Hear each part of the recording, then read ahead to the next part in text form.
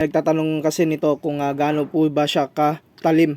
So ngayon subukan natin ito ulit sa bakal para makita po ninyo kung gaano ka-epektibo kung gagamitin natin pang carving yung ganitong klaseng mini grinding bits na ito dito sa solid na bakal. Syempre para matest natin ito, gagamit ako dito ng cordless mini grinder. So simulan natin yung test po natin dito. May mga kalawang pa po ito, tanggalin lang muna natin.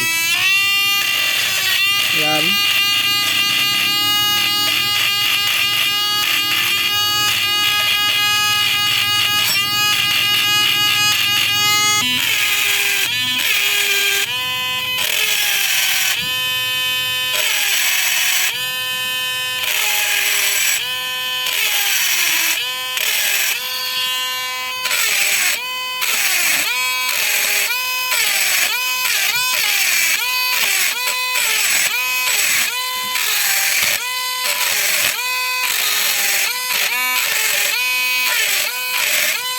So makikita po ninyo kung gaano po siya katalim. So sa mga gusto mag-avail ng mini grinding bits na ito, pakiclick lamang yung ating yellow basket.